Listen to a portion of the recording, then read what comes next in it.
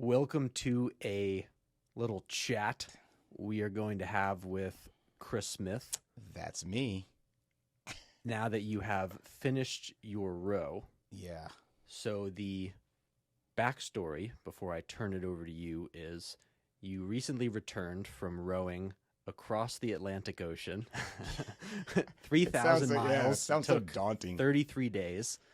And given we are a mental toughness training company, there are probably some mental toughness lessons we can explore when you row 33 days across an ocean. Yeah, I think we have to expand our offering because there's like 600 different lessons that I learned, but we'll focus on a couple, just a couple today. Excellent. Yeah. So to begin, can you set the stage? What is the race and how did you hear about it? Awesome. So this race is called the Talisker Whiskey Atlantic Challenge. And if you just heard the words I said Talisker Whiskey Atlantic Challenge. Nor did it ever say race. I don't know why we were racing, just saying. It's a 3,000 nautical mile race across the Atlantic Ocean, which starts in La Gomera, Spain, and goes across the Big Blue to Antigua. Yeah, it's a lot of water. Basically, a friend of a friend of a friend decided that this would be a good idea. The captain of the team, Brian Nicholson, was asking a friend of ours, Dan Cirillo, if he knew a couple of guys that would be foolish enough or senseless enough to do a boat race. And of course, Dan goes, I have the two perfect people. That would be Chris Smith and Brian Shantosh. So he was right in that. So he set us up. He lobbed the ball out there. It's like, hey, this sounds fun, whatever. Brian contacted us. Brian Nicholson contacted us. And of course, he goes, hey, are you in or are you out? You guys want to do this race? And if you guys don't know me very well, my research capability is none. So I did no research. I had no idea what this race was about. And I said, yes. Tosh called me. If you're in, I'm in. And now we're in. Now we're a four-man team. Fourth person being James Hine. It's a British run race. It's about, started in 2015. It's a rowboat race across the Atlantic Ocean with oars. Yeah, we should with emphasize oars, yeah. that, yes. With No oars. sailing. No sailing. And the size of the boat is significantly bigger than, what you would row crew if you were in college, but is not much. No, it's bigger only than like that. 5 feet wide. Yeah. It's probably, I think, 26 or 29 feet long. It has 3 rowing stations in it. We'll probably flash a picture up here. It has 3 rowing seats in it. The seats slide and 2 oars. A lot of people think it's just, one person on one oar. No, it's 2 oars per person. A small little 6-foot cabin in the bow and a small little 6-foot cabin in the stern. And that's it. It's got a water maker, has some nautical electronics, and that's it. Bare bones boat made of carbon fiber and fiberglass. An awesome boat, but there's nothing on it but sweat, labor, tears, a little piss, a little poop, and flying fish. And for those of you at home who may not be as familiar with nautical miles, so the race was 3,000 nautical miles, which is actually about 3,500 land miles. Yeah, 2,900. I think our team rode like 2,974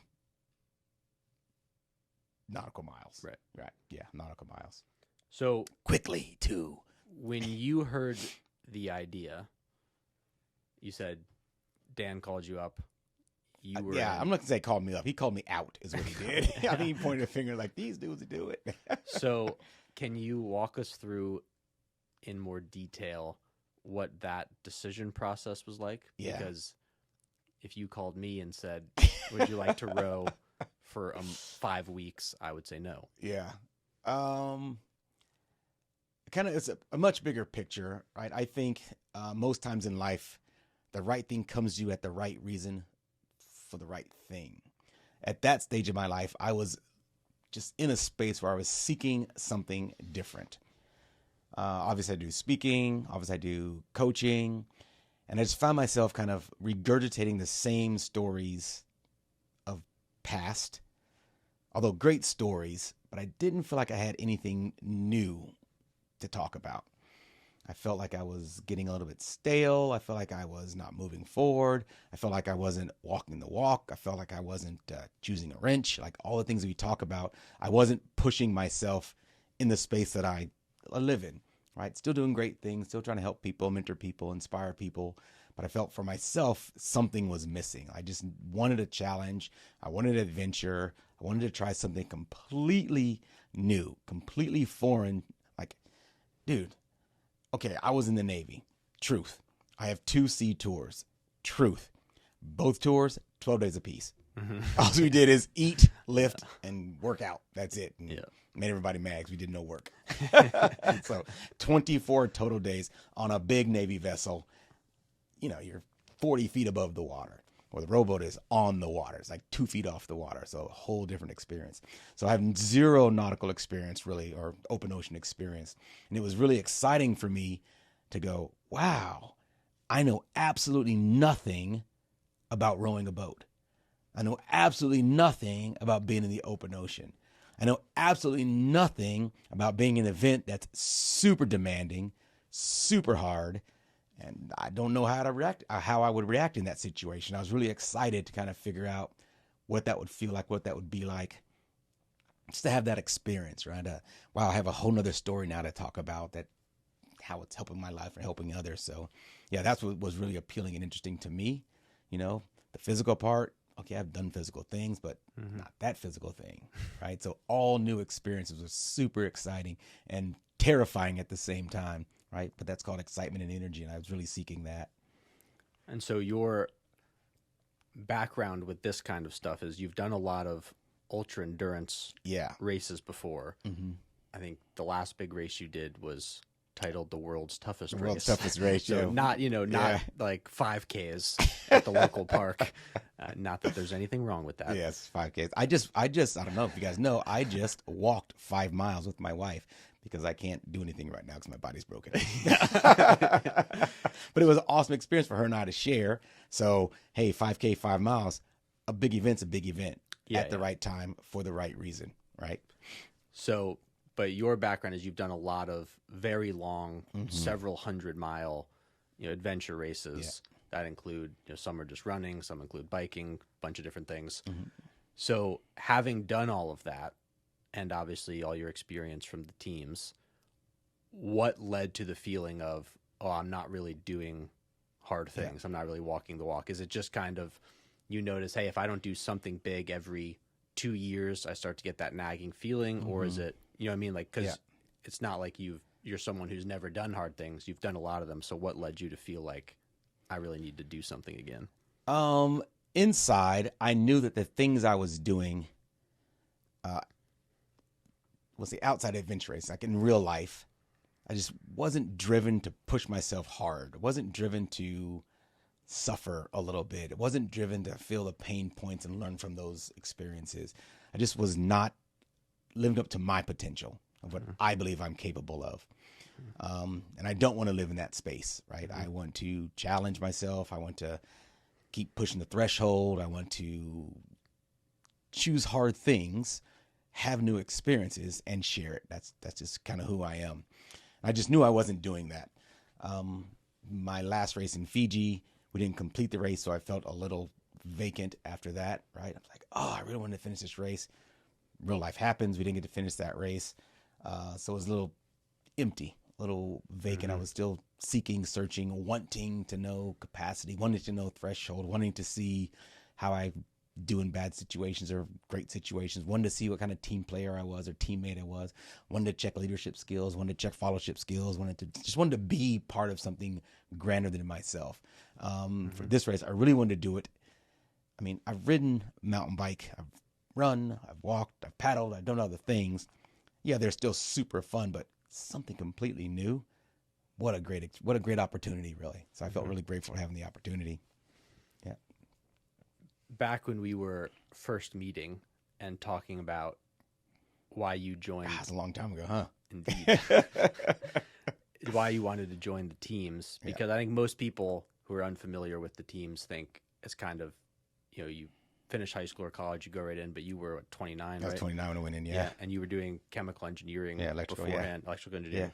And I remember you were saying you just had this kind of recurring feeling of this is not all that I have to give. It's kind of saying that I'm not living up to my potential. Is that, would you say, we talk a lot, one of the tactics we teach at Trident is intentionality, which is determining what makes you happy, which we call your happiness equation. Would you say that's one of your sort of core things in your happiness equation, that feeling that you are living up to what you can do? Yeah, 100%. It's interesting. I just did my core values like 3 or 4 days ago with a good friend of mine, Marina, with a process called Purpose Built, and it was just amazing. So out of my 4 top priorities, my last one, which was 12%, was to do scary things, right? To do scary things was one of my values. I'm like, to me, it feels like this ember that's inside that if you don't fan it, if you don't give it attention, it kind of like dwindles away. And I'm like, no. That's what makes me, or things that I care about, things I believe in, things that give me purpose, is fanning that ember and doing hard things. Yeah. Right? Although after this race, I think me and Tosh vowed to never do hard things again. But it's starting to burn a little brighter now, and I'm like, okay, might be a while before walk. You get that itch again. Yeah, it's like, yeah. Okay, so you decide to do the event. I do, and unknowingly, like, I'm gonna just interrupt for a second, because I decided to do the event blind. Meaning not having done a lot of research. No research, just expecting. I mean, I've been lucky enough in my athletic career to be decent enough athlete to compete and do some things at a whatever kind of level. That was not this. This took training. This took dedication. This took commitment. This took discipline. It took so many things I just hadn't used in a while. I just was falling back in the rocking chair like, okay, it's a 100-mile mountain bike ride. Okay, we'll just ride 100 miles. Done that before. Yep. Right. So here I was like, oh shit, I know nothing. And it was good. Yeah. Yeah. And so to put a time perspective on this, you started the race in December of 2022. So when was this that you were deciding to do it or hearing about it? A little more than 2 years before the start date. Okay. Like, our team formed maybe 2.5 years before the start date. Team Shut Up and Row. Team Shut Up and Row. Like, literally crack the whip. Shut up and row. Solid name. It was the best name for us. It was like a couple drinks. What's our team name? Just Shut Up and Row. And it was a perfect fit for what we were trying to accomplish. So like more than 2.5 years, for me, of starting to think about the magnitude of this race. For our team captain, Brian Nicholson, I think he was wanting to do this race 4 years ago. Wow. Couldn't find enough people to do the race because it's silly. No. So he finally found his friend James, who he worked with. And then Tosh and I came on the team. He's like, well, I've got a team. Yep. Let's see what we can do. But you got to buy a boat. You got to store the boat. You got to buy all the stuff. So it's a long process just to get 2.5 years before the start line. Yep. Right? Like, it's a long process, and the process is expensive. As you get closer to race date, the process gets more and more expensive. It gets more and more expensive with time, with energy, with money, mindset. Like, it starts to become the only thing you think about. Yeah. And on top of that, remember, I broke my neck, so I had to get neck surgery and sit around for 6 months while the rest of the team was training. Like, I can't move my neck right now. Right. So yeah, it was a lot.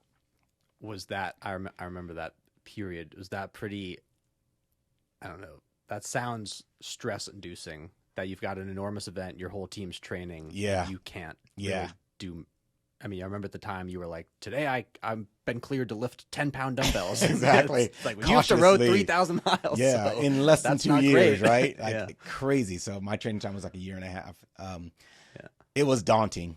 It was daunting. And you're right. You're like, oh my gosh, I've been part of teams for a long time, and now I'm feeling like I'm going to be the weak link. Yep. The smallest guy in the team, the oldest guy in the team by 8 years or whatever. Yep. Wow. And they're training, getting stronger and faster and bonding, and I'm in a neck brace. Yep. So it was totally on the back of my mind and the front of my mind, the sides of my mind, like every day. And not only that, though, I'm in a neck brace. I'm not doing any training. I'm just getting Yeah. not stronger, right? Yeah. I'm just getting not better. Yeah. Once you could train, walk us through what is the physical preparation side of, Yeah. is it just you just row every day, all day, or how did you train for this? We had a really good support team for our team. We had a campaign manager who'd done, I think, 4 crossing. We call him the GOAT, greatest of all time. He'd done 4 crossings, He's done and 4 he'd done crossings. this 4 times. Yeah, he did Atlantic, I think 2 or 3 times in the Pacific, Wow. in the Indian Ocean. So he's Okay. a good rower. So we're like, hey, if we're gonna, our team goal is to win the race. Let's try to put the best team together. Yep. On that team, also we had a couple of nutritionists. We had a trainer. So the trainer put the schedule, our training schedule together. But you're right, most of the training in the beginning, there was a lot of stretching, mobility to get the core together, to get Yep. the base muscles together. Shorter rows in that, 45 minutes to an hour and a half rows. As the training goes along, well, I have a real life. I've got a wife, I've got a gym, I got business. So do the other guys. Well, now you're spending 3 or 4 hours in the gym, sitting on a rower doing whatever. Let's do 6 repeats of an hour. I'm like, well, that's 6-7 hours of training. Yeah. Like, Jesus, I'll see you tomorrow when I get done. Yeah. It takes a lot of time. Plus, you're still trying to stay strong with the weightlifting and the stretching and the mobility, because remember, you're sitting on a row seat 12 hours a day. Yep. Right? You're sitting on a rowing seat 12 hours a day, exercising in the same plane. So it's demanding on the body, and just conditioning the feet, conditioning the butt, conditioning the hands as well. Yeah, and to be clear for people listening, it's 12 hours because there were 4 of you doing the race. Yep. You row 24 hours a day, Yep. and you guys would do, am I correct? Two people would do 2 hours on, 2 hours 2 hours off. Yeah. So you're rowing 12 hours a day. the No whole less time. than 12 hours a day, because when you go faster, you got to put more man in. We have 3 seats, so there's an extra seat. So you can add a third So guy. you can add a third guy. So we did, the first start of the race was 2 hours on, 40 minutes off. Yep. 2 hours on, 40 minutes off for 3, 4, 5 days. I can't remember exactly, but Right. it was hard. Then you go 2 on, 2 off for a long time. Then we did 2 hours on, 2 hours off, but then you're responsible for an extra hour every 12 hours. Yep. So you do a couple more So 30-minute minimum of 12 hours of minimum rowing 12 a day. hours. Yeah. So after having done that for 33 days, the idea of these early sessions where you're only rowing for 3 3 hours, or 6 yeah. hours a day sounds trivial, but Yeah. to anyone here listening who's rowed, anything above 20 minutes feels like a long time. Yeah. So in those training sessions, I mean, going from, you don't have a rowing background. Man, I swear, I've probably been CrossFitting, 10, 11 years before that. If I saw a 5K come up on a rower, I don't feel so good. Yeah. A 10K, I ain't doing it. Yeah. Who's got the time to row 10K? Yeah. Yeah, they became like 3-minute rows for us, right? Yeah. Not in time No, for doing the yeah, exercise, but it's exactly. like so short in the prospect of rowing for so long. So when you're taking this initial big jump from what all of us have done, where you're used to rowing, 20 minutes maybe is literally a long row. I mean, Yeah. and then all of a sudden you're doing 6 hours a day of rowing. Yeah. Can you walk us through mentally kind of how you approach that? Are you just visualizing being in the ocean? Or are you just thinking of absolutely nothing? Like, how do you tackle that? Because I mean, again, compared to the race, it seems like nothing, but training for multiple years, rowing 6 hours a day is a lot of rowing. It's a lot of rowing. How do you do that mentally? Yeah. On land or in the gym, different than on the boat, right? Like, I am blessed to have great friends, a great circle. And for a while, I thought all my friends hated me. Because every time I'd have a long row session, I'd be like, what are you doing? So people would pop in the gym, like, I'll just sit down for a second. They're like, I've been rowing for 3 hours. What are you doing? So I had a really good recruiting force, or just a circle of friends that I can just Chris Smith, talk him into just rowing for a little bit. So the longer sessions, pro out to Mel Rowland. She probably rowed, I think, every one of our super long Sunday rows, 4 hour, 6 hour rows. She sat on that row with me an hour at a time, just knocking it out as well, which is crazy. So I kept recruiting friends to kind of do pieces just to keep my own sanity up. So that tribe that we're trying to create with Trident Mindset, that tribe we're trying to create in our lives, super, super invaluable, or just valuable, which one of those 2 words work here. Super, super important to me, right? Like, the days I had to row by myself were just brutal. They were just brutal because I'm a super gregarious person. I just like that commitment. The days that I rode by myself, I just literally broke them down. We teach micro goals first month. I broke them down. It's like, okay, yeah, I'm going to spend a lot of time in the gym. I'm going to be by myself in the rower. Okay, let's just break these into small, manageable chunks so that I can complete them with energy and with a great mindset to get those things done throughout the day.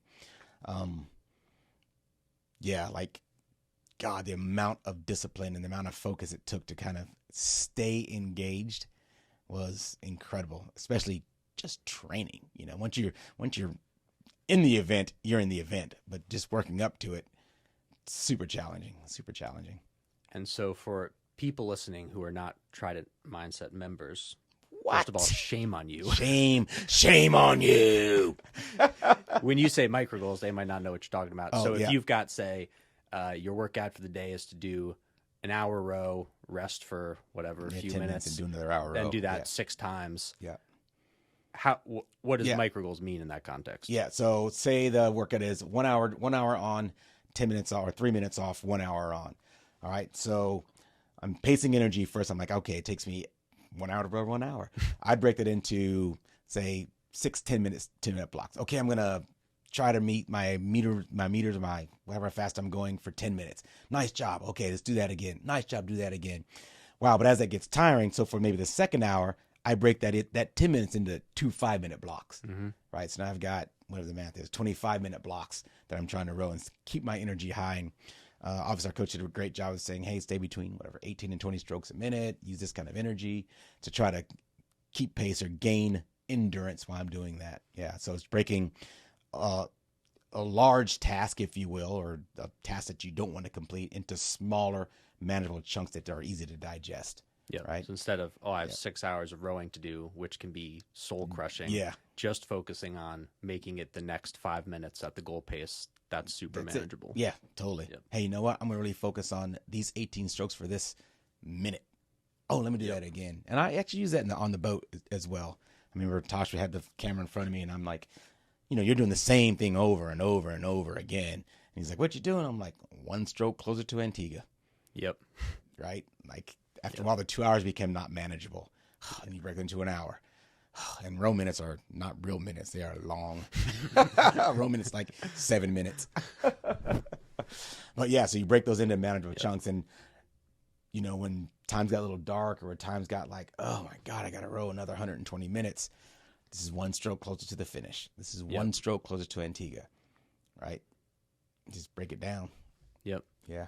And that's the idea behind micro goals, is to break your actual goal into a piece small enough that it isn't stressful. Like if you're running a marathon, just focus on running the next mile. Yeah. And the idea is micro goals don't dictate how big your micro goal should be. It should just be as small as it needs to be to not be stressful. Yeah. So as things get harder, your micro goal will become even smaller. So like you said, at first it was row an hour, but when an hour seems impossible, it's row one stroke. One stroke, yeah. Let's break that out into two 30-minute blocks. Whoo, that's a lot. 2 15-minute blocks. Whoo, how about 4 7.5-minute blocks? You just keep breaking it down so that you can keep going.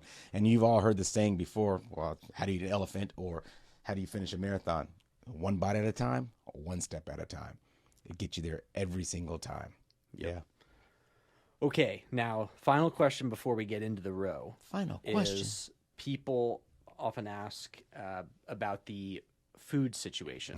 So and as backdrop, people approach the race differently. Some view it as a kind of Everest-like expedition where they'll take 4 months to cross the Atlantic, and some view it more of a race and they'll take 3 to 8 weeks to cross. Yeah. And so we already talked about how the rowboat is still pretty small. So how are you dealing with the logistics of food and water? Yeah, it's tiny. So it's a self-contained race, or self-supported race. You can't accept help from anybody on the outside.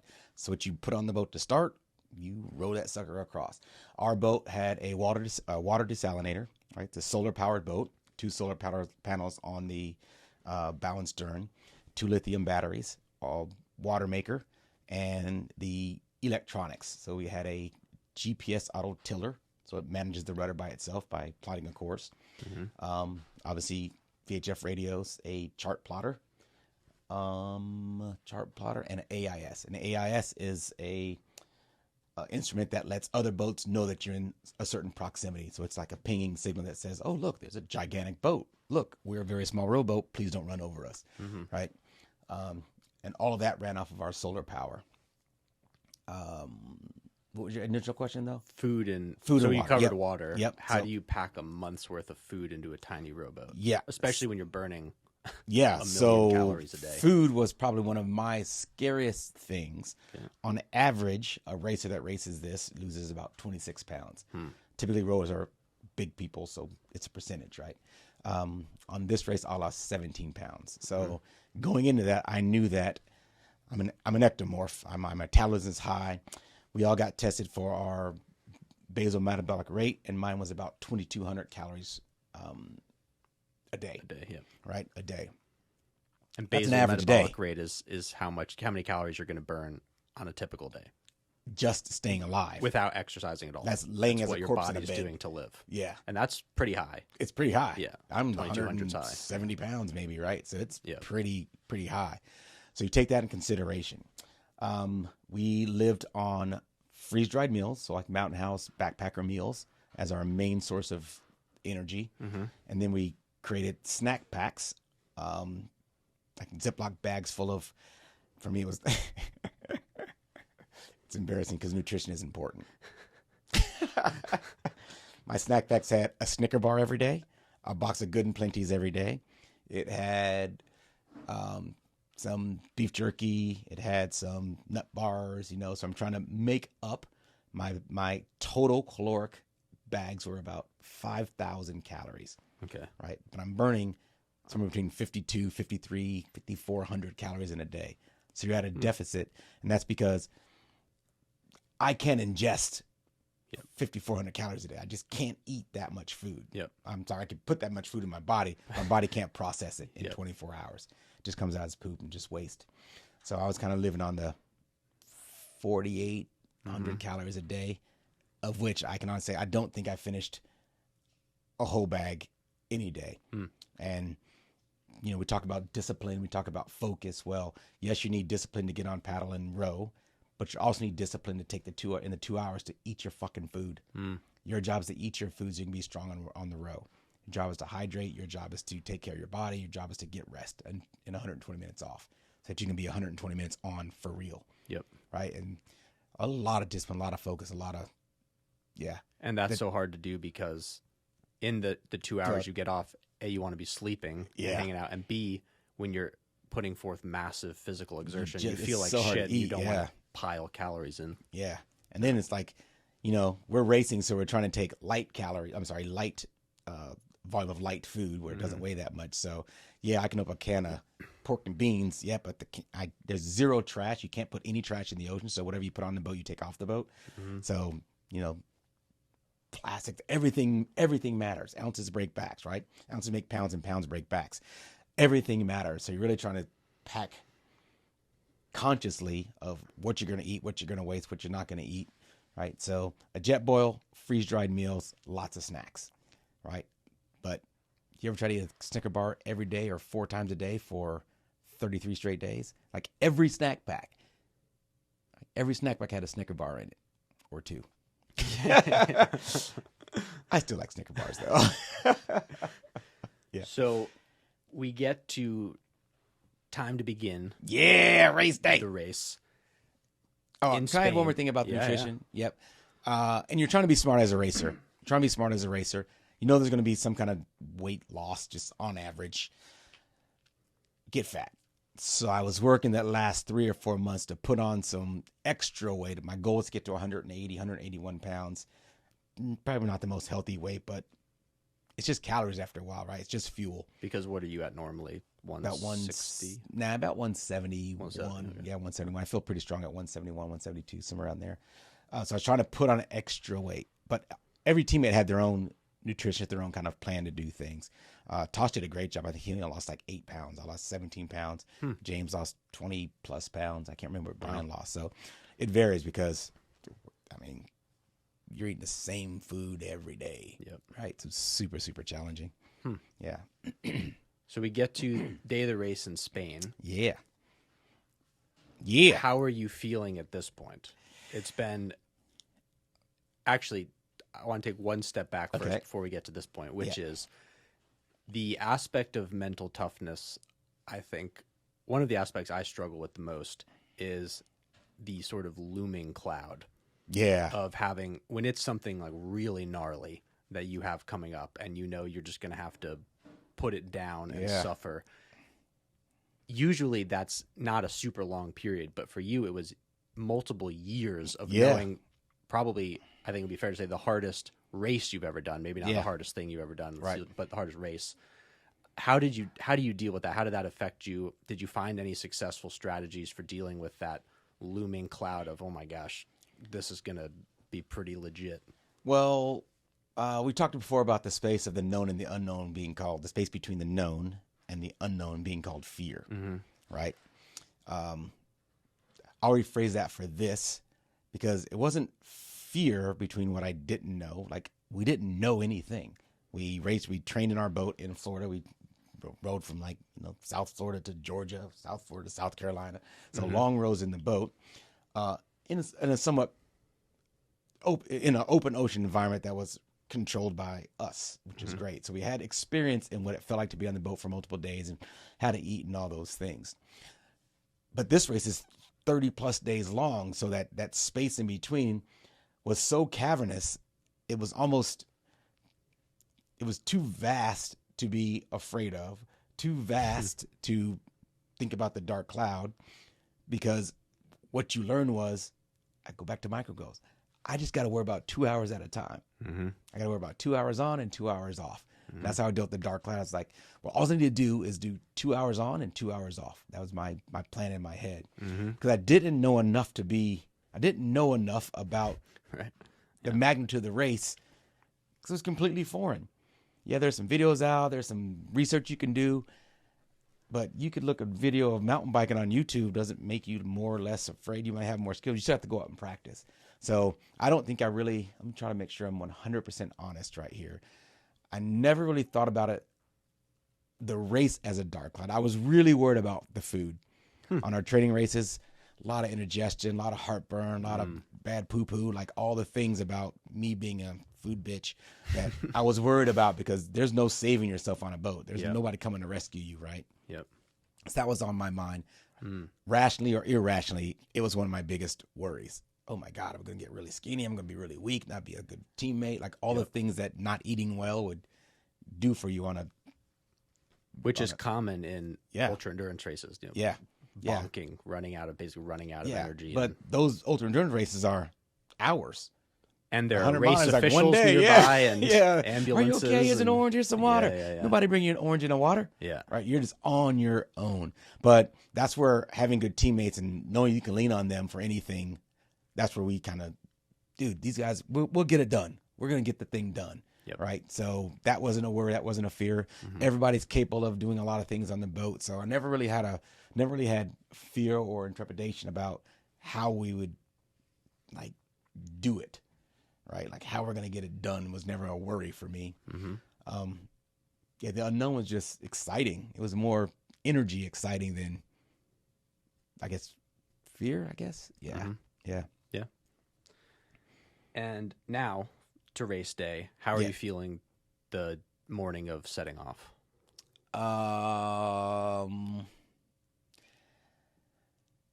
You go to Spain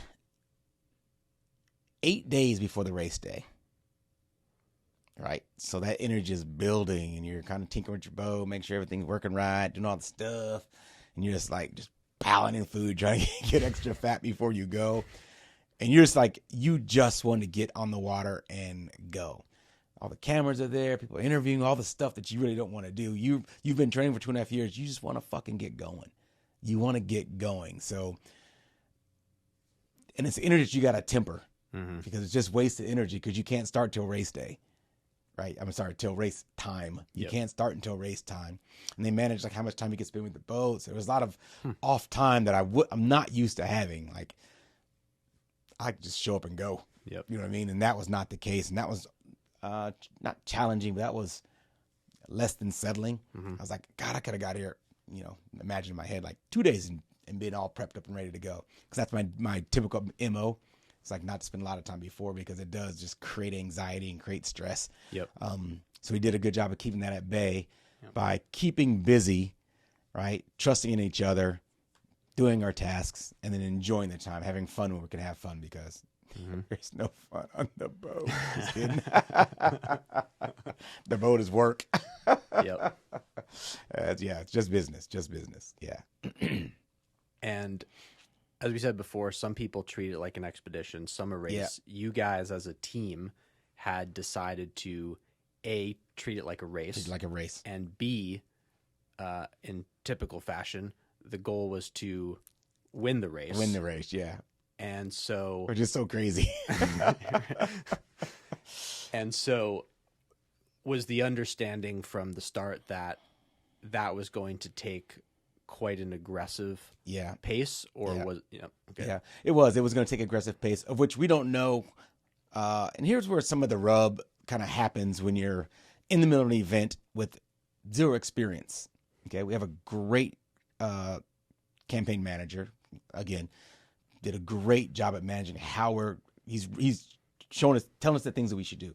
Need you be at this speed for this long, do this, vote for 40 minutes, vote for 2 hours. So he's managing that, because really we don't have enough experience to know what is good and what is not good. Yep. Well, you can go out and roll like a bat out of hell and then burn yourself out, and you're on day 7 and you're like, holy shit, I've done 400 miles. I got 2,600 more to go. Yep. Right. So we did a great job of managing that. We knew our team goal, which was to win the race. Right. We knew the team goal. I don't know if we truly understood how to get that done, or what it would take to get that done, what it would look like. We've all done hard things. We're all pretty good athletes. We all have our own idea of what effort is. Mm-hmm. Right. So I don't know if we actually had a collective effort. Hey, let's just put out and go hard. That is a strategy, and that may work or may not work. But, well, what does go hard for you? What does go hard for me? What does go hard for him? What does go hard for that person? Or how much? There's so many things that were unknown that we just didn't expect. Right? We just didn't expect. And as things started to materialize on the boat, it was interesting on how we dealt with everything as a team. I think we did a great job of managing all the highs and lows and ups and downs and the uncontrollables, the weather, the environment, Mother Nature. She gives no fucks about you. Like all the things that just make this race really, really fun and exciting. But all new for everybody, right? So we, maybe good or bad, we set expectations. Oh, this is how we should be doing something, or this. What are the other boats doing? Like, it's all brand new and fresh. So yeah, we just maintained our civility. We maintained our professionalism. We maintained our respect for each other on, dude, be good on paddle for 2 hours. Mm-hmm. Be disciplined and focus on the things you need to do for often 2 hours. Mm-hmm. Right. Just be stoic but vulnerable at the same time. Right. We did a really, really great job of rowing on a boat is like a zit, where it's just building and building and building, and pressure is building and building and building, and pop. Okay, what do you do after that? Wow, we did a great job of kind of managing everybody's blow-ups. Yep. Like, it's a small boat. Nowhere to go. Ain't no hiding places. Yep. So we did a really, really good job of doing that, I think. Yeah. So let's break the race down into the pre-battery issue era and the post-battery issue era. So walk us through the pre-era. So you're psyched to get going. You take off from Spain. What is that first? Well, yeah. We should have known. We should have knew something was up. So, I won't throw anybody on the bus, but we trained in Florida, right? We had no problems with our boat. Ship our boat to the UK, where the boat builder goes and refurbs everything. New batteries, new all this stuff to make sure the boat's tip-top and ready to race.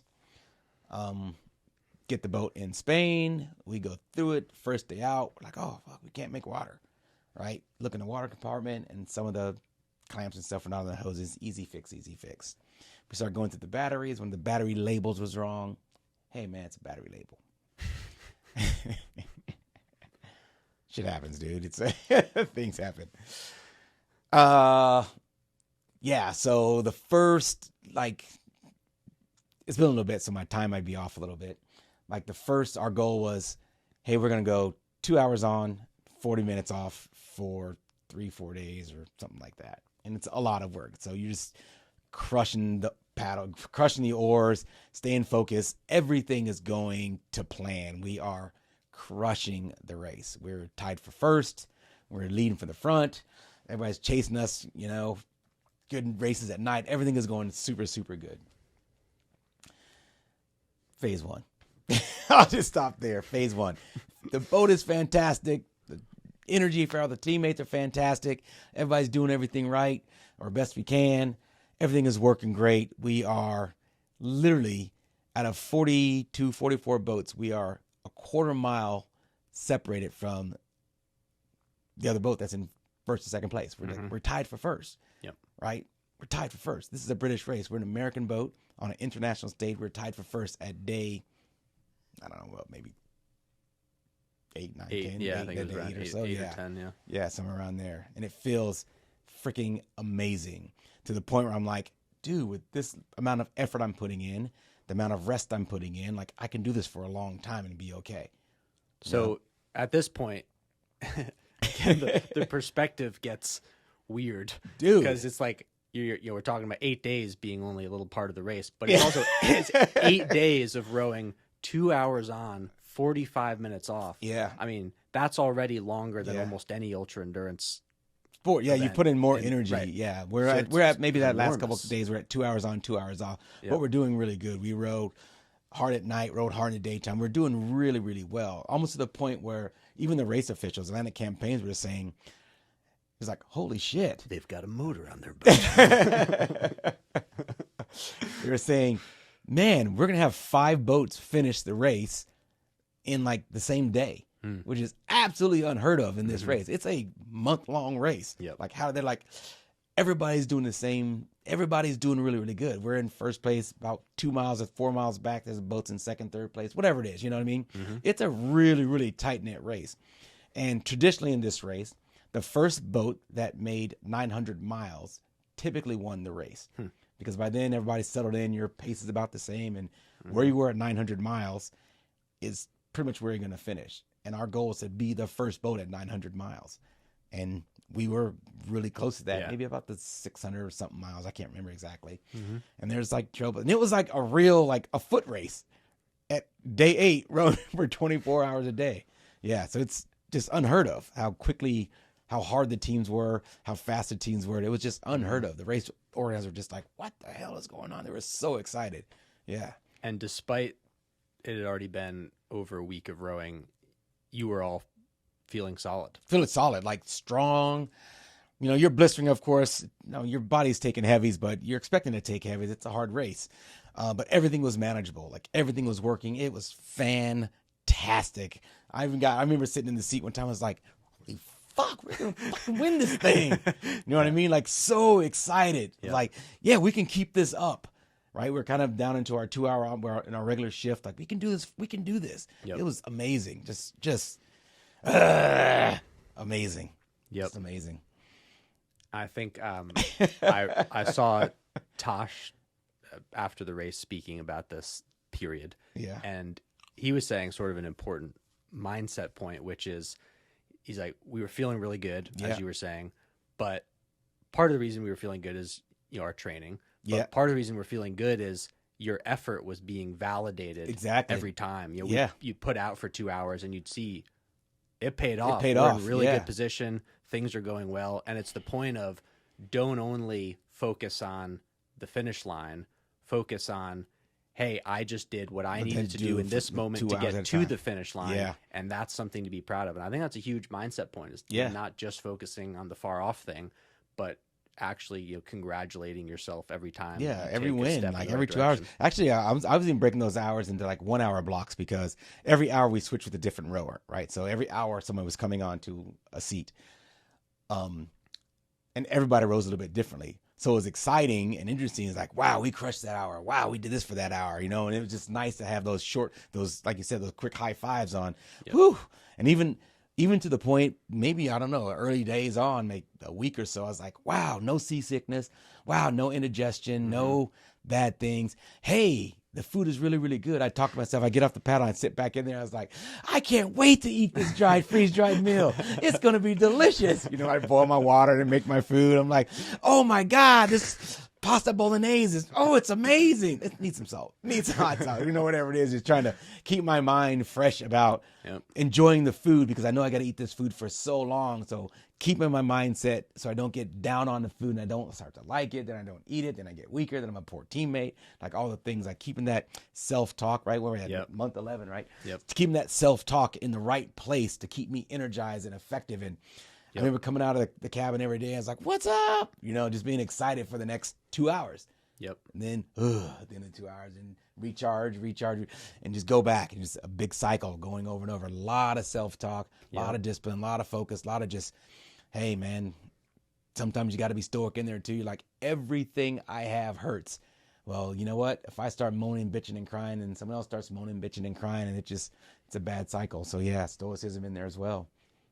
And that's why focus is one of the tactics we teach, because it's the night and day mental difference between coming back to your cabin after rowing and saying, I still have 30 days left, versus that was a badass 2 hours. We crushed it. We're moving well, Both things are true. Both things are true. And it's not about lying to yourself. It's just on focusing the one that will help your stress levels and your happiness and your mood and your performance, rather than the one that will crush them. Yeah. And it's crazy. Like, you're running a 5K or a 10K, and you're like, oh, I'm running at 8-minute miles. You can do the math and go like, I'll finish in X amount of time. Well, you can do the same thing on the boat. Except for 1 2-hour period, you're rowing, we're going to finish in 32 days. The next 2 hour, it's going to take us 39 days. Like, it just changed so much, because your boat speed changes because of the environmentals, because Mother Nature's going to do what she's going to do, and you can't control that. You're like, we're going 3.8 knots. Oh, we're going 1.7 knots. Like just in a 6-hour span of time. So you just don't know where that's going to be. What can you control? I can control 2 hours on of me putting out. That's what I can control.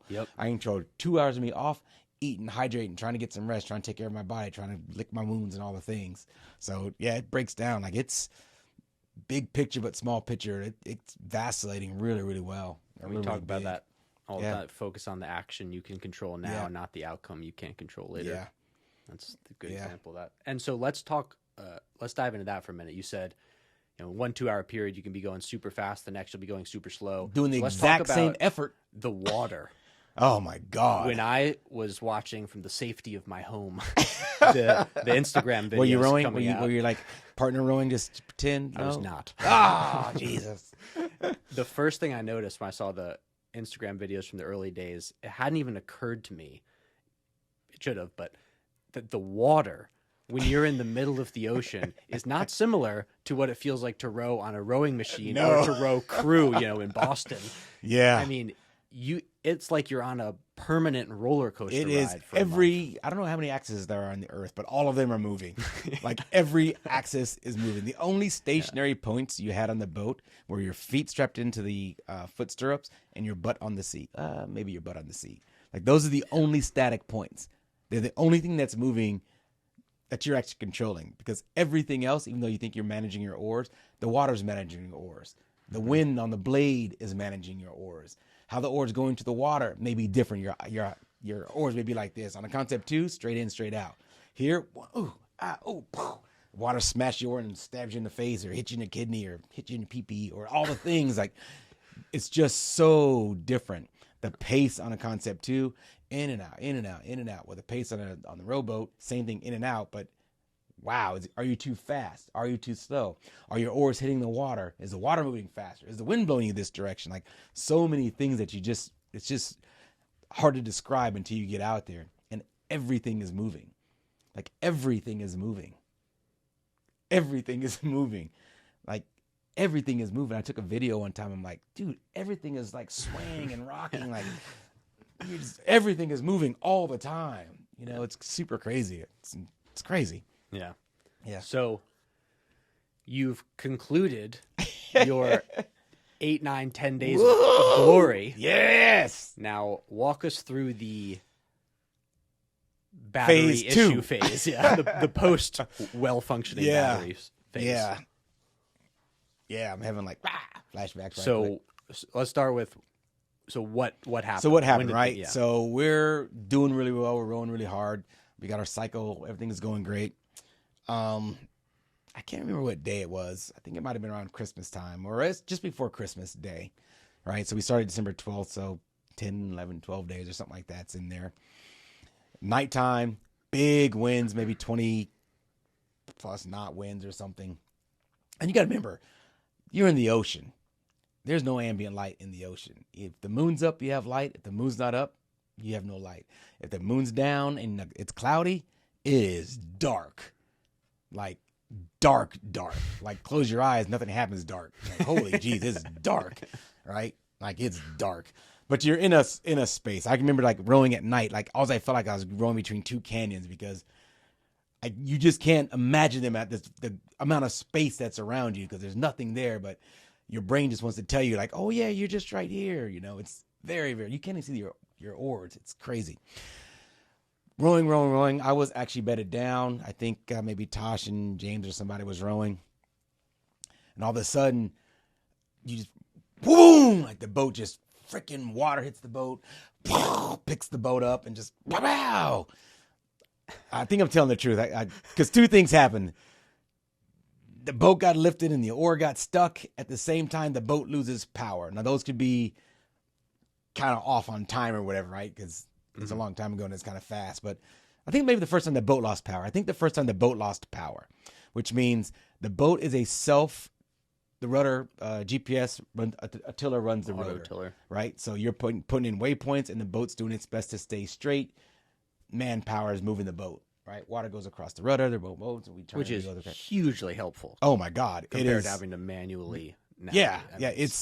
It's so helpful. Like all you have to do is apply power and make sure your course over ground is good. Every 4 hours, our team manager would say, hey, make sure this is your desired course over ground. That's what you're doing. Make small adjustments, right? Try to keep your speed at this. And we were doing a great job at that. So we lose power, like blacked out boat in a blacked out ocean. Okay. So you have no power, but there's no power. Now, as the boat turns, the rudder gets pinned up against the boat, right? We got 20 miles an hour or 20 miles an hour wind. We got water coming from all different directions and the wind is just blowing us around because, you're just rowing all of a sudden. You're like, boom, you don't even know what's even happening. So boom, everybody's up. Chris, get up. Everybody get up. We're like, what's going on? We're like, we need you to row. Because we can't move the rudder because the wind is pushing the boat so hard that the tiller, which needs power, it's off. It's not even working. So we have two lines at which we can steer to try to get the boat going in the right direction. Well, the wind's pushing so hard, we can't get enough manpower to move the boat to get water across the rudder to straighten the boat to get back on course. So we're just like, just trying to get speed on the boat so that we can get the rudder in line so we can get moving. While one person has two lines kind of trying to move the rudder. Another person or two is trying to row. One person is trying to figure out what the fuck is going on because all the power's gone. We're just kind of stuck. We're at the mercy of Mother Nature right now, and she is just throwing us around like we don't even matter. Like we're a very small spectacle in the universe right now. I think I don't know about time, maybe 2, 3, 4 hours. I can't remember like how long that was, but it was a long time of not having control in the boat. Kudos. Remember, we're like in first place. Us and the Ocean Cats were right close. Like our boat gets so thrown around, the Ocean Cats were a quarter mile apart. They call us up on the VHF radio and it's like, are you guys okay? We can see your boat, looking at the AIS. You're just spinning in circles because we're just doing circles because we don't have control of our boat. Yep. Right? It's a dead stick in the water. Like we have no control of our boat. Doing everything we know as able-bodied seamen to kind of rectify this situation. Tosh is trying to get the comms back up and the navigation back up and everything. And it's maddening because you don't know what to do. You don't know, you got to get your boat moving in the right direction. So that was our first entry to phase 2, which is, your shit don't work. And when the It's funny. the batteries fail. So Yeah. there are two batteries. There's two batteries, right? Backup system, right? Yep. Yep. And that also impacts not just the steering, but Everything. everything. We have no GPS plotter. We have our AIS is off. Nothing is working. There are no electronics working because we have no power. Like everything is shut down. We don't know what's even wrong. We're like, oh my God, we got to start troubleshooting, figure out like how to get power back up. There's nothing there, right? We got a manual compass, 2 hand steering lines, and a red headlight trying to steer the boat and stay within 10 degrees of something. Once we kind of get our boat going again, right? Yep. Like, yeah. So think of big storm, everything's going wrong, and we got a guy hand steering. But to even make that work, like we had to move like all the weight from the front of the boat to the back of the boat so that the rudder, because it was out of the water now, to get it tipped up so we can actually get traction back into the water. So yeah. But hey man, kudos to Team Shut Up and Row because we figured it out. Yep. We figured it out. We're like, we don't know what we're doing yet, but we're gonna figure it out. Like, let's just get it done. Right. Now remember, you can't get to Antigua if you don't row. Indeed. So now we have nobody's sleeping. Yeah. Everybody's working. We got guys hand steering and you can only like stare at a compass and hand steer for so long. Right. So we're doing hour rotations on that. So everybody's awake trying to get their stuff done. Plus it's not a lake. You can't take 2 hours for everybody to chill because the wind's going to move you. Like, who knows? Now you're like a mile off course. Yep. And you're against the wind. Yep. Yeah. It's crazy. So there's this night. Things are not going the according to plan. So what happens? What happens next? So it's a solar driven boat. So we get through the night. Daytime comes, starts to recharge the solar panels, which start to recharge the batteries. Right. So now we got a little bit of battery. And the quick background is it's not like the battery. You guys ran the batteries down. No, it just dead. something. Right. This was a malfunction. The batteries should not have. It's not like they. It was like a confluence of things. In my mind, it was like the winds, the water, the rudder, the power outage, like all happened at the same time. Yeah. Right. It might not have, but in my head, it kind of happened at the same time. So point being, this was highly unexpected. This doesn't happen. Yeah. Like it doesn't happen. Yeah.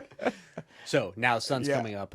Sun's coming up. Batteries recharging. We're kind of like taking a little break. We've been working hard all night trying to keep things together, right? Sun comes up. We get our campaign manager and electrician and stuff on the radio, because we got enough power now to operate everything, and they're kind of giving us instructions on what to do. Oh, God. Yeah, I don't want to turn this into like, oh, woe was us, by no means, but so we got one battery that's dead. These batteries that we particularly have, if the battery goes below a certain voltage, the battery's done for like 3 days. It takes 3 days to kind of recondition itself or whatever. Mm-hmm. So that battery's completely gone. We're able to get one battery kind of working a little bit. That gives us a little bit of power. But of course, we're worried about the water maker takes a lot of energy as well. Mm-hmm. The electronics take a lot of energy. So we're just kind of balancing act of like what we can run, how we can stay alive, how we're going to ration our food and our water, what electronic systems we can run. We're going to have to hand steer again, right? So we get everything up. The one battery kind of gets charged, and then nighttime comes. And when nighttime comes, so do the demons, right? Things are going good. We're scared to death. All of a sudden, boom, same thing. Everything goes out. So obviously it's an electrical problem. We don't know what it is yet. So we're trying to back to hand steering, back to moving, super, super slow. We go from first place to 5th place. Oh, so demoralizing. It's not like you catch up to boats really fast out there. It takes, oh, look, I might gain a quarter mile in 12 hours or whatever. Yeah. Right. Yeah. So when people start to build up, as was the case here, you guys had 2 nights in a row where you couldn't make any ground. Yeah. And slow. The boats you're competing with, because they're not having battery failures, are going at the same speed you all used to be. Now you're talking days of distance between you. The distance is increasing, distance is increasing. And it's increasing because it's really hard to get, now we can't really do two people rowing at a time. We're one person rowing, one person sitting on the third seat trying to steer the boat. So it's really hard to kind of get everything together, still kind of get some rest so you can do everything. Yeah. It was challenging. So our speed goes down, but everyone else's speed stays the same. Yep. Right. So we have more things to deal with. Our boat's still moving towards Antigua though. Yep. Hey, you know what? You can't get to Antigua and finish unless you're paddling, you're rowing. So we're still doing that the best we can to make that things happen, you know, but going from first place to whatever place is demoralizing. It Yep. can be, right? How you going to address that nut? Yeah, it can be not so great. And Yeah. so the sort of summary, to make a long story short, is the couple little issues you noticed before the race. Or now, Battery label being wrong, Yeah. the clamps not being quite right, that you thought were just sort of small Flukes. anomalies that don't matter. It turns out were indicative of some less than optimal electrical work. yeah, So the boat was supposed to be squared Tip away top. to do this race. Those doing the electrical work on the boat did not do it correctly, and therefore you've got we got some catastrophic issues. Yeah, battery failure. yeah. 8, But there's a 10 lesson days into the learned there, race. you know. It's like, hey, man, take care of your gear, you're going to take care of you. Like, we were super proud of our team. We were able to get over that. We were able to diagnose. We were able to come up with a plan that's going to keep us moving forward towards Antigua. We're able to fix the things that we could fix. We're able to keep moving forward. We're able to manage our mindset, manage our emotions that say like, hey, you know what? If worst comes to worst, we hand steer our boat for another 2,600 miles or whatever it was, 2,500 miles, get there in whenever we get there. Yep. You know, like we're going to make it there. How fast that is challenging now because we have a lot of things to consider, but still going in the right direction. So can you walk us through your mental approach at this point? Because the challenges you're encountering now are essentially totally different from the ones you encountered the first 10 days. Because now, as you told me, when you feel like rowing is not even on your mind. It's by far the easiest thing you're doing. Yeah. So how are you dealing with all of these unexpected and annoying challenges? Yeah, they're definitely annoying challenges. As far as action, my actions don't change. I'm still going to put out 2 hours on the oars. I'm still going to try to recover best I can in my recovery time. Those actions don't change. But now energy changes. So now we were at a high. Now everybody's kind of getting a little bit, oh, fuck, we're maybe getting a little bit low because now we're not in first place anymore. Like all the things start to happen. And I feel like it was, dude, how can I be the best team player possible? What can I do to be the best team player possible? Right? Okay, for me, it's just keeping my energy up because that's infectious for everybody else. That's kind of viral. My mindset was, well, we're still going to get to Antigua. Like, I'm not trying to, like, someone asked me other times, like, oh, it was the darkest moment. I'm like, remember, I came on this thing to win, to have an adventure, to, like, have the unexpected. So, although it was mind-numbing, dude, we're still doing something. We're doing the best we can, right? Are we doing the best we can in a place where things are just not going your way? That's a test, right? That's a test of just being solid mentally. Like disappointment creeps in because now you're not going as fast as you want to go, right? And it's not just the boat now. Now it's sometimes me. I'm like, oh fuck this. Hey, am I rowing as hard as I possibly can right now? Because fuck, we're winning. Now we're not winning. And you look at the man in the mirror and you know whether or not you're giving your 100%.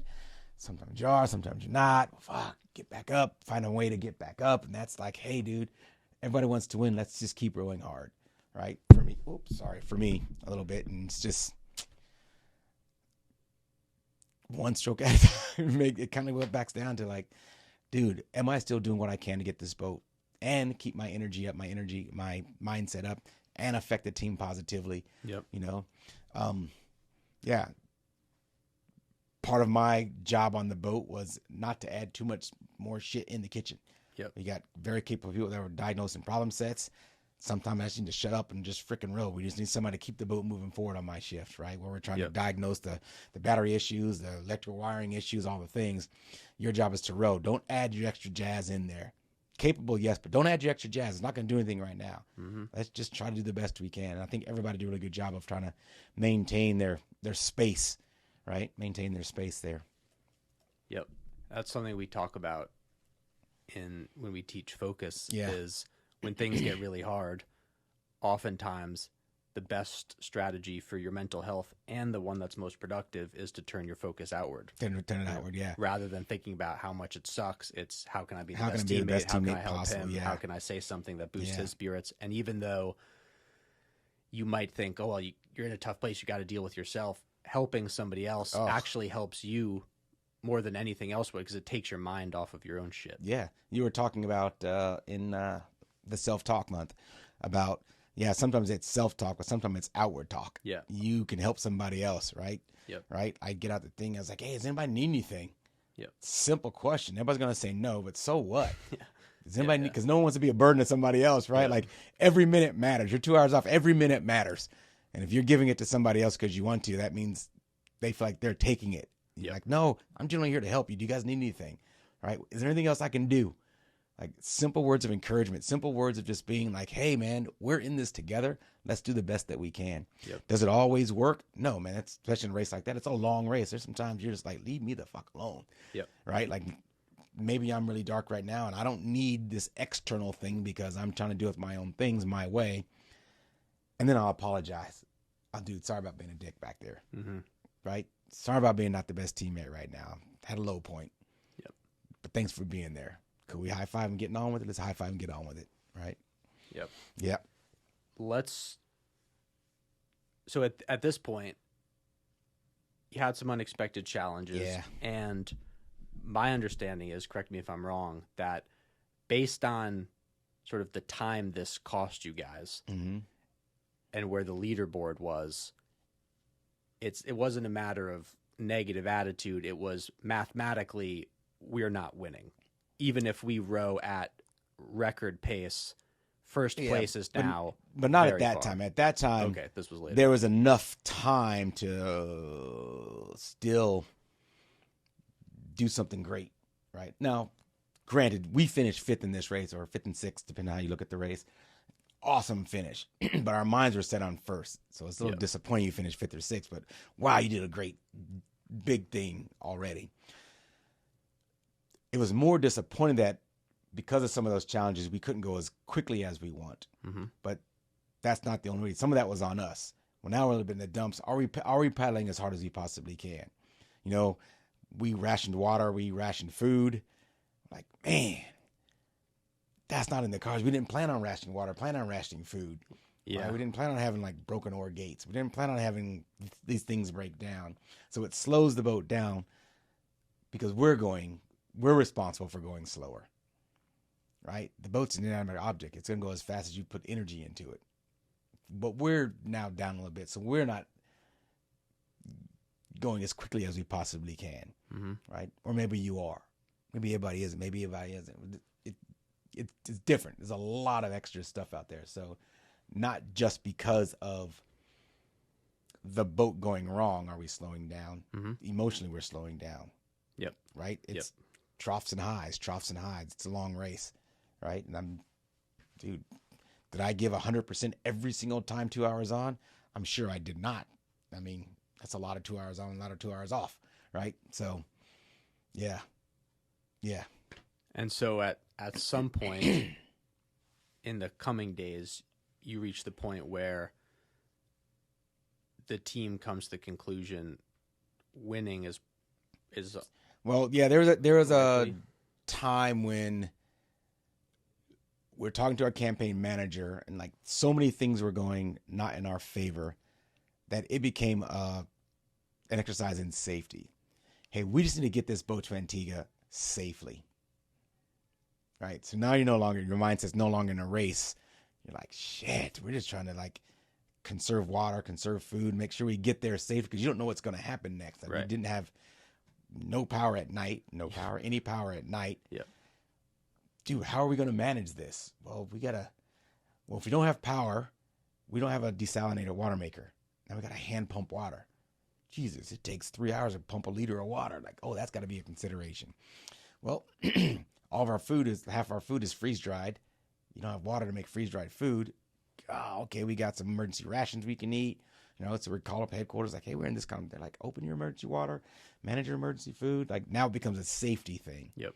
Right. Until we were able to get another battery, our battery up. We're going to manage, put together a table like how much power things are using, what we could use, how we can get through the night with auto steering on right now. Mm-hmm. So we got better as we went along and kind of keep our pace up a little bit more. Yep. So yeah, just overcoming those obstacles.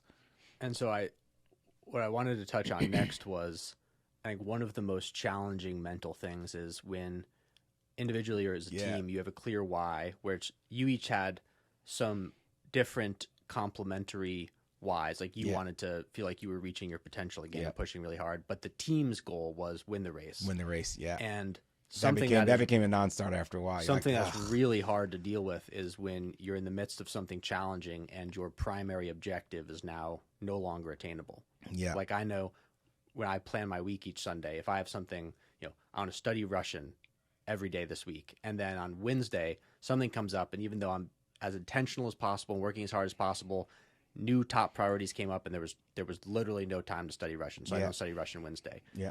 In the past, I would usually then not bother studying Russian the rest of the week. Because I was like, even if I do, I can't reach my goal of studying every day. Yeah. So what's the point? Yeah. Yeah. Yeah. And I think that a lot of people deal with that. Like, if I can't get a perfect score, if I can't do this perfectly, if I can't reach my original goal, perfect 100% mountaintop, what's the point at all? Yeah. And it's really tough to say something's better than nothing. Drive on, put in an effort that makes you proud, even though we have to change our goal. So can you talk us through how you dealt with sort of the changing of your goal? The changing of the goal, super challenging because I fucking wanted to win that race. Yeah, super challenging. Yeah.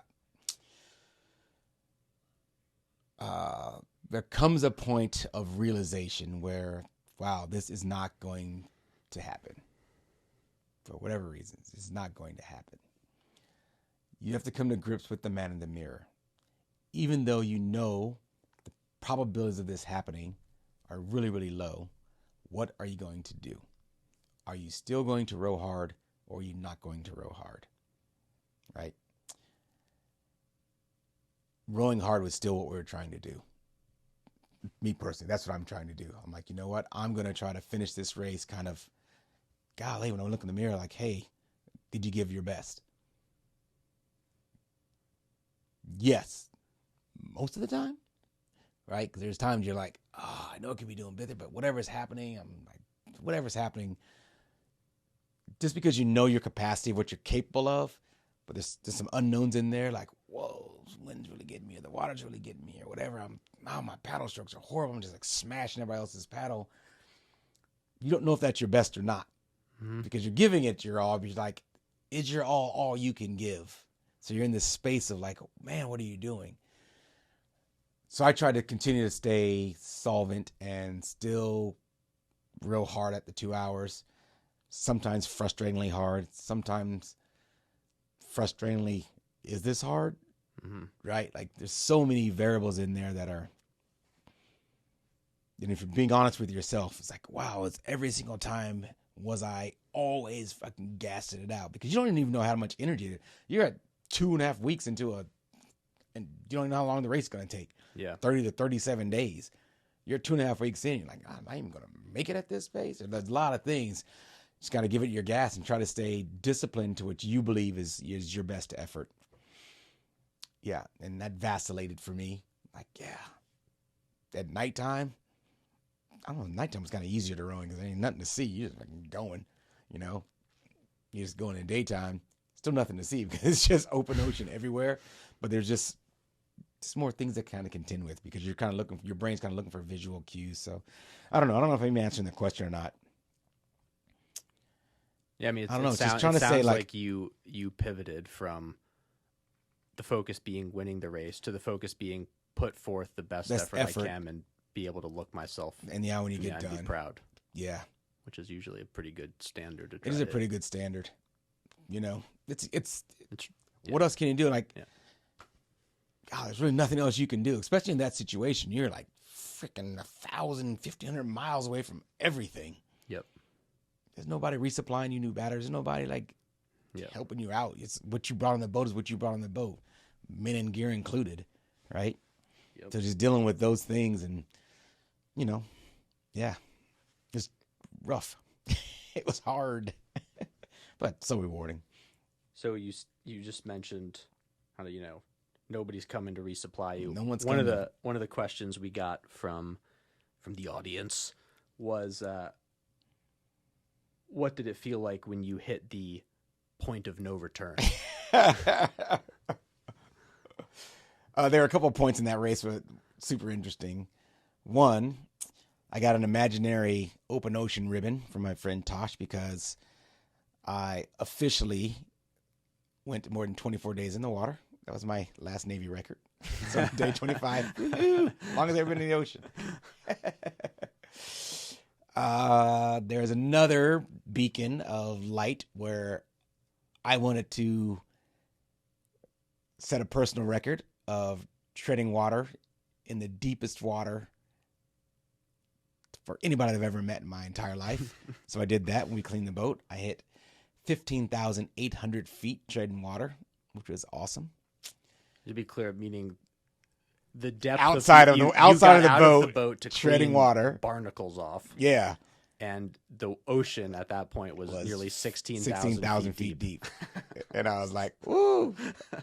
It's outside story there. Our campaign manager's like, you American boats, he's a Brit. You American boats ain't got any kind of hoovies if you don't like tire yourself off and swim as far as you can away from the boat and swim back. I was like, man, I'm a Navy SEAL. I got that. Right, we stopped the boat because we're going to clean out the barnacles and scrape the boat so the boat goes faster. Tied myself off, jumped off the boat, started treading water, had my mask on. I'm still kind of hold on to the boat. Let go of the boat, held my mask on, looked down. I was like, oh, hell no. It's just deep and clear. And this thought went through my head. Everything in the ocean eats.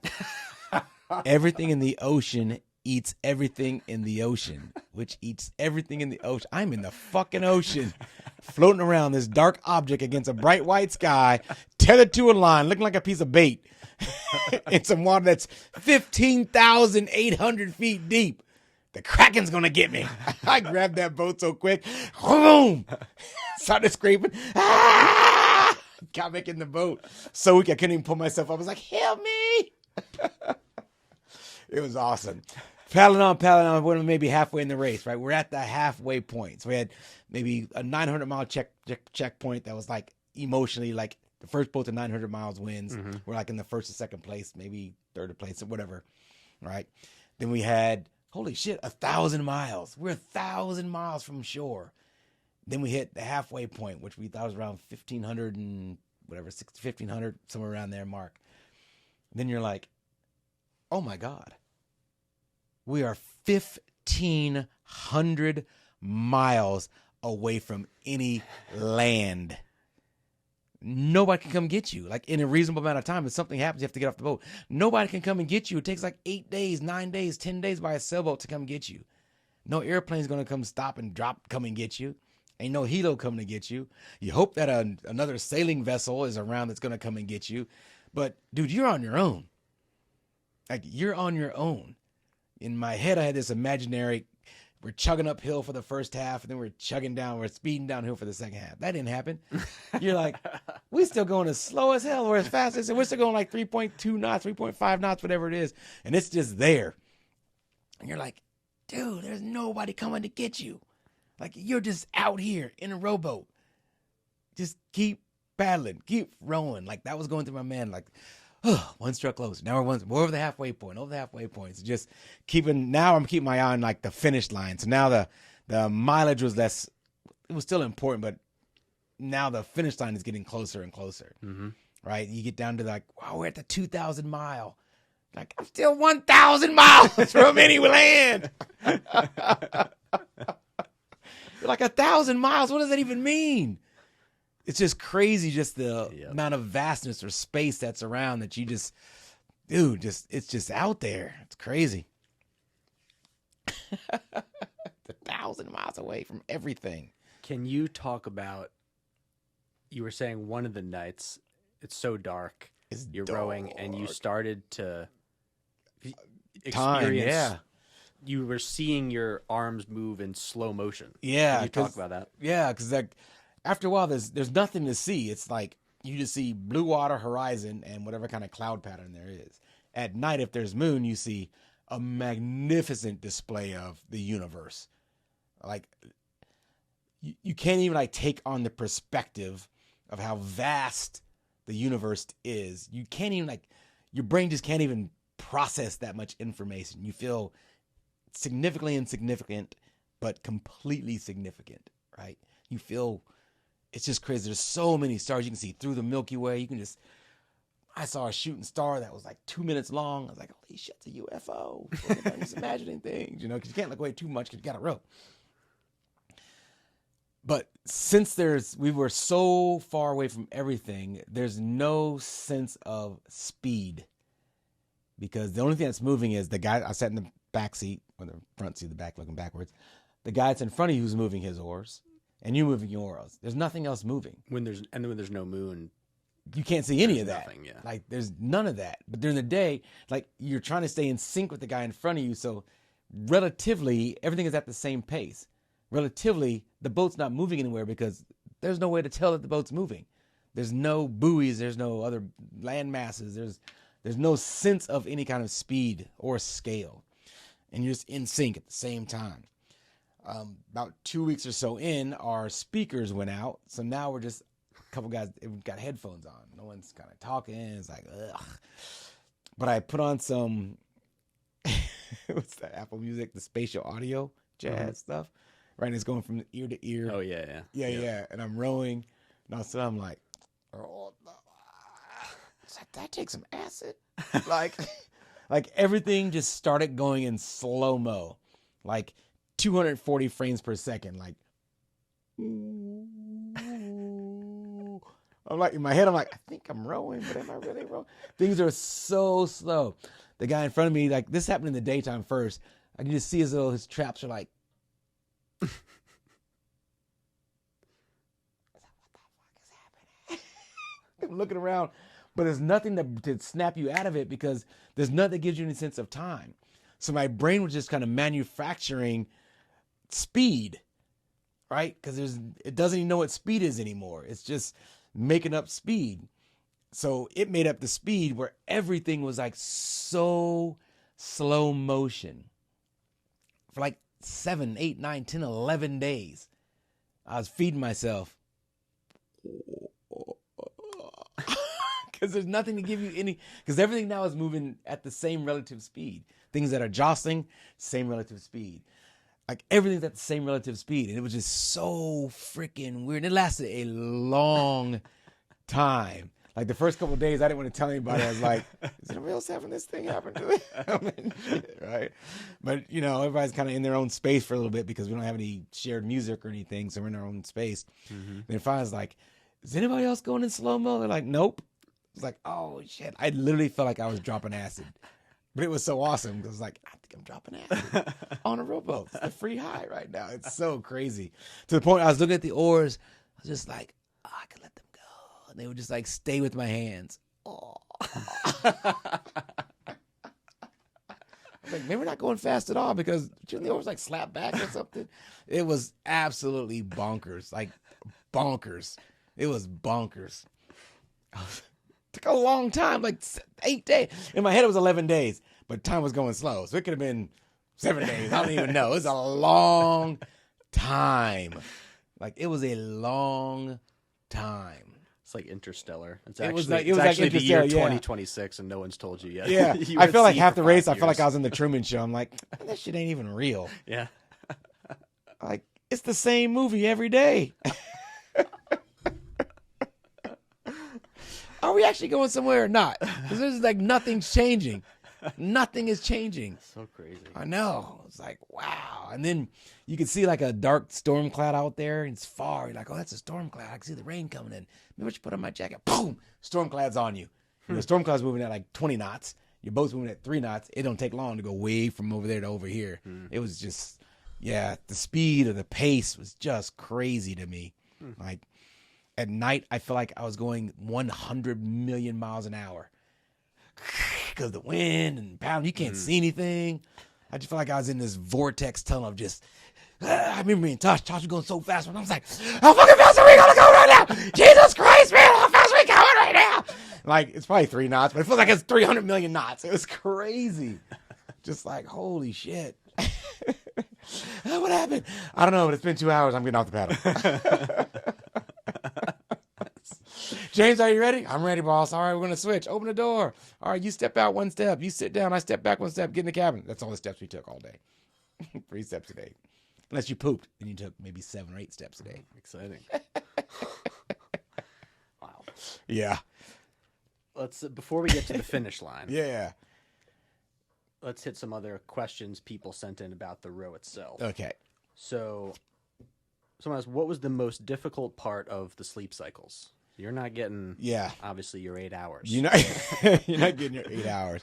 It was crazy. I don't know if it just happened. I think it happened to a lot of guys in that boat, but it happened for me for sure. And it almost became freaking comical. Mm-hmm. So you get to, first of all, you got to realize that rowboat minutes are not like 60 seconds. They're like 800 seconds. It takes forever to take 1 minute. You're watching the clock while you're rowing. You're like, okay, it's 11:17. I get off at 11:30. Still 11:17. Still 11:17. It takes like 10 minutes for 1 minute to click over. So you get off shift. I take my 1 step back. I sit down.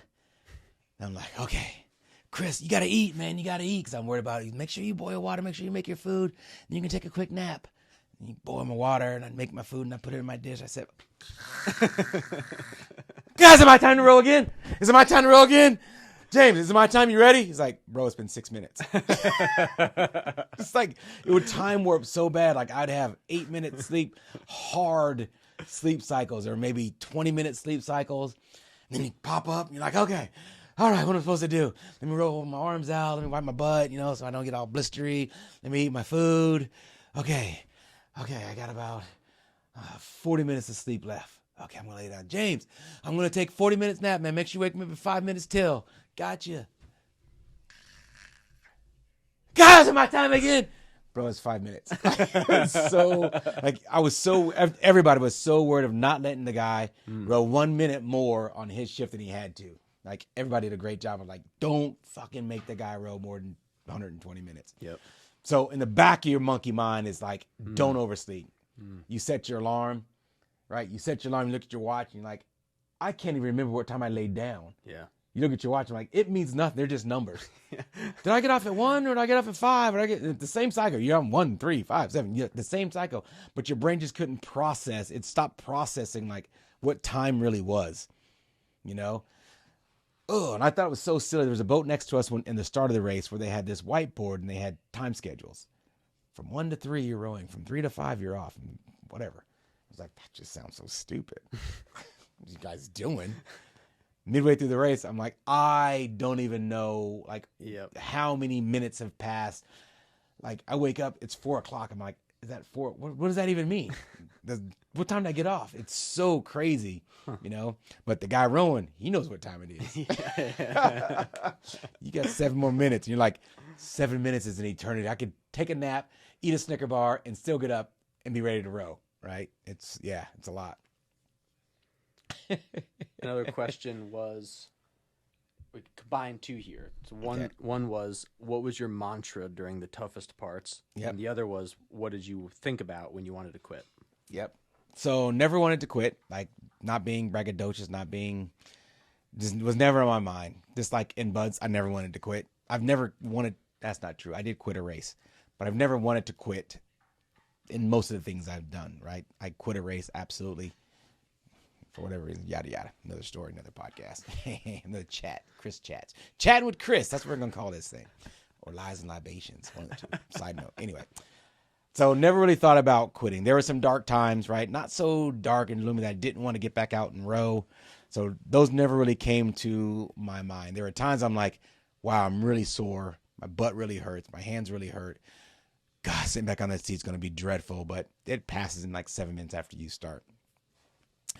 my mantra was one stroke closer to Antigua. Mm-hmm. Oh, this stroke here, we're one stroke closer to Antigua.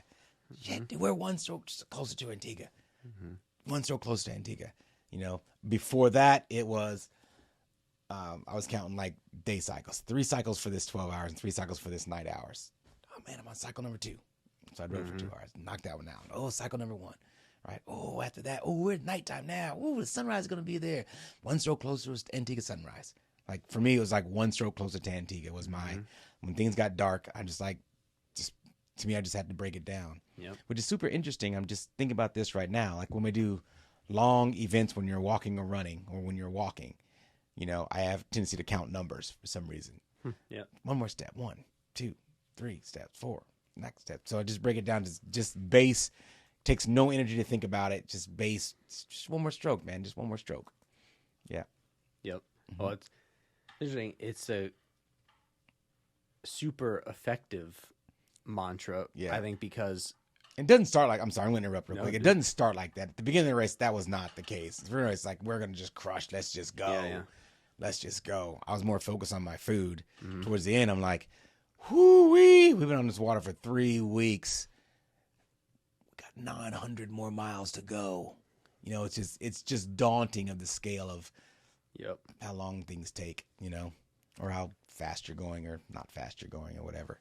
And that's why we teach 12 tactics. 12 tactics, yeah. You need different ones at different times. Yeah. You know, the tactic you need to get out of the hole 2,500 miles in is very different than the one you need day one. Day one. You know? Exactly.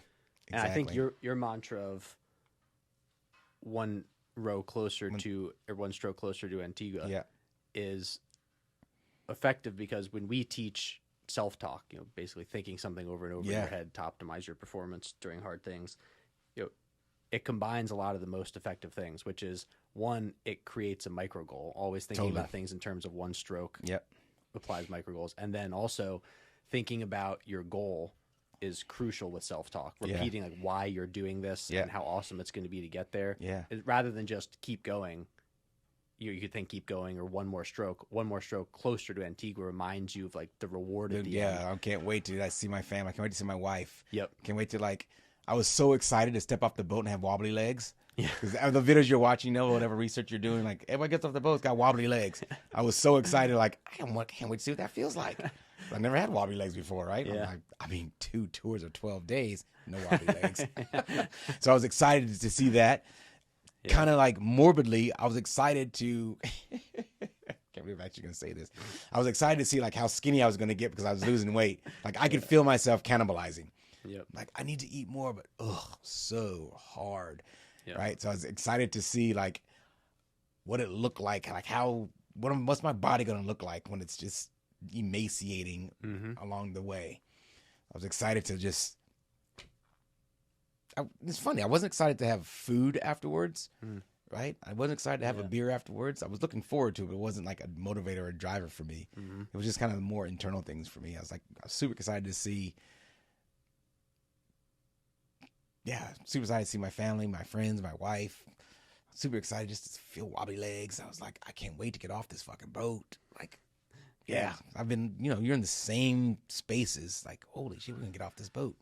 Yeah. Right? And it's almost surreal. When you repeat over and over every stroke, the end goal, it like brings all of that into your mind. It does. Which is so helpful. And we know that when you say something to yourself that reminds you're making progress, like one stroke closer, that releases dopamine, which makes you feel better. It makes you feel more motivated. So I feel like but we be honest though, like that was my mantra, right? But remember that mantra is safe for times of dark times, or even times of excited times. Like, whoo, we're going great, man. This is one more stroke. Or dark times. Oh, dude, just get one more stroke. We're going close to Antigua. One more stroke close to Antigua. So that mantra for me was on both ends of that. Because remember, some of this, you're in flow state. You're in concert and harmony with the universe. You're in concert and harmony with the guy in front of you. You're like, things are just working out. You're like, oh my God, this is amazing. Look at everything. Like, how lucky are we right now to be at this space right here?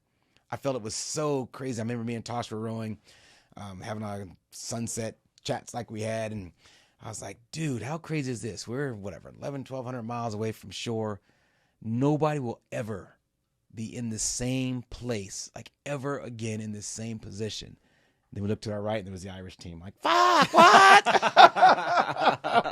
Moment ruined. It was crazy, and they were like not that far away, and they were like this big. They were so small, just random. They had something going on too, and yeah, but it was just crazy to think like, wow, we're here right now. How awesome or how grateful are we right now to be sharing this moment with your friends, just being in the space. So I'm not using my mantra there. I'm like, I'm being present. Yep. I'm being present. Like right this moment, I am being present. Oh, my hands hurt. Yep, I am present. Right. Let's go to the finish. Woohoo, baby! Get off the boat. So walk us through it. What were you seeing? What were you feeling? Yeah, it was absolutely surreal. A lot of friends and family are, following us on the app, and I love y'all all, but y'all don't understand how hard it is to cover 100 miles. We kept getting messages, go faster.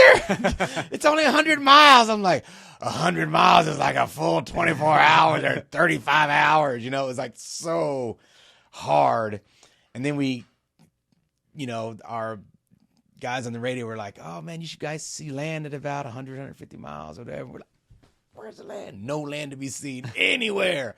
And you're just rowing and it's coming. It's coming. So you're getting excited and you're tired. Your shit's hurt. Like everything's hurting. Like you're just wanting to get off the boat and you're tired and you're tired and you're tired. And then all of a sudden, oh damn, there's land. We're like, land, how? We see land. It's still rowing and rowing. Like you think you're picking up our pace or trying our best to pick up our pace, but it's challenging. So we're getting there. And then all of a sudden this boat or jet ski comes out with the camera on it and they're like, woo! They're giving you instructions. Hey, when you get in here, you're going to put an oar over here. You're going to do this. You're going to like, what is happening? I haven't heard any voices in 30 something days besides the guys I'm talking to. So it's just so surreal that there are other human beings that you're going to be able to see that are talking to you, that are giving you instructions. And like, there's so many instructions, probably like 5 instructions, but it seemed like it was coming at you so fast. You just didn't know what to do. The boat's circling around. They're taking pictures and flashes are going off. And you're like, I don't know. They're like, stand up and light your flares. I'm like, I haven't stood up in 30 days. So we're on the boat and had my flare upside down. Almost burned Tosh's face off. He's like, turn it around. I was like, oh, thanks. And you're trying to stand and they want to get photo ops and everything. And you're like, I have not been on my legs. I haven't stood up for more than like 10 seconds. Yeah. This whole trip. Boats moving, water's moving, and jet skis going around. It's super exciting, but super like surreal because everything was so calm. And the only other like information we're getting was when winds were high and seas were big. Everything else was like you're just going across the ocean. There's nothing to see. It's just there, and like you're just in your blocks of time. So all this cacophony is happening right now. Like everything is happening right now, and it's like, whoa, what is going on? And your friends are like, make sure you. So now we're hand steering, right? So Brian's at the helm, hand steering, and me and Tosh and James are all rowing, and they're like, you come around this corner, move towards this light. We're like, there's 1,000 lights. We haven't seen light in so long. There's all these lights, and we're going and going and going. So we're getting there. And like the finish line's up there, and we're like, rowing as hard as we can, trying to get across the line as fast as we can. Boom, and you cross the finish line, and the like all the horns and stuff start going off, and you're just like, just complete dump of, like everything, right? But you've been rowing for so long, like it feels weird not to row because you're sitting in the seat, and when you're in that seat, all you've ever done was row, and like now the boat's like stopping, and you're like, we should be rowing because that's all I've been doing. So it's really hard to like stop rowing. You let go of the oars, and you're just like, like holy fuck! I'm gonna start getting emotional already. Wow. Yeah, you're so freaking emotional. Do we have some Kleenex? Oh, man. Yeah, you're like so freaking emotional. And there's a realization that, wow, I couldn't have done without these other 3 dudes as well. You know, wobbly boat, you're trying to give high fives and not burn somebody. And it's just so emotional, right? And the guy comes back on the horn and is like, all right, you guys great. We got all the pictures and shit. It's like, all right, now row your boat another mile to the fucking dock. You're like, what? Wow. But only one person can row. You're like, oh, Jesus. So I think Tosh brought us in, you know, just, nice, like easy pace. And you're just, it's such, I don't even have words for it, really. Like, there's so much just, holy fuck, we just rode the boat across the Atlantic. But it's still surreal, right? You know you've done it, but it's still like, you've been part of this boat for so long. You really can't, like, imagine that you're coming in as well. I kind of left out, but you're coming in, you can hear people cheering you on from the sidelines and from there's like a mountain over here. Oh my God, it's my wife's voice. Haven't heard my wife's voice in 30-something days. I can hear it. Go, Chevron, go. You can just hear it. And it's just so cool. And you're looking around. And you're just, oh my God, boats. Oh my God, people. You just, everything is so new because you were without for so long, right? So everything is just so new. And you pull your boat in, there's like the crowd of people, and the announcer's like, "Okay, here's Dave, shut up and row in 33 hours." And you're just like, what is happening right now? Because everything's super quiet on the boat. Mm-hmm. The only thing you had is music that you guys brought or headphones, but there's nothing else. There's no, like, besides the chatter that we had, there's nothing else. And now people are just cheering. You can see eye contact with people and trying to be a man and not cry. It's like, it's just so much, like so much. And I was looking forward to, like, out comes the outstretched hand to take you off the boat. And it's like, why are these other people standing? You get off the boat, you're like, what the fuck? You can't, nothing is working. Yeah. Like, you haven't used a land muscle since December 12th. Nothing. You haven't stood up for more than 6 steps a day, maybe 13 steps max a day if you take 2 poops. Like, you haven't used any other muscle group besides your row muscles. Mm-hmm. That's it. Now you're trying to stand up. And you're like, I don't even have fucking hip flexors or glutes, or I got nothing. My knees are broken. Like, everything, all the land muscles that we take for granted, it's like an astronaut. Yeah. They got people holding them up because you cannot even stand up. I stepped on the dock and I was like, why are they putting us on a floating dock? That's ridiculous. It was not a floating dock. It was a pier. It was a landmass. And it was moving.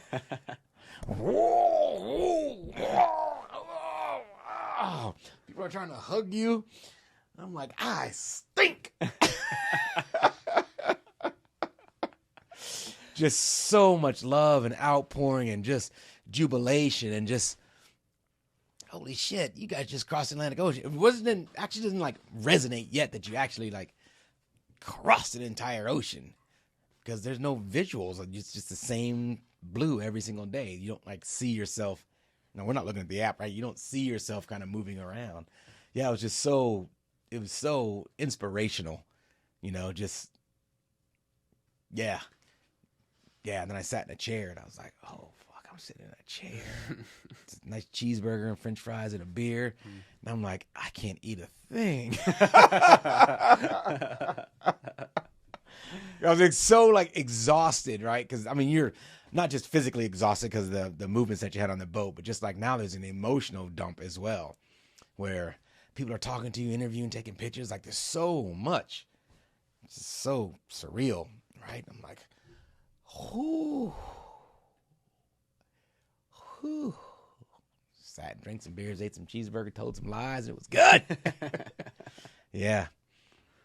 My wife helped me up to the hotel. Took a bath. I took a shower. Kind of took a bath. Couldn't take a shower because I couldn't stand up straight. I couldn't even pee standing up for like 8 days after I got off the boat. I had to sit down.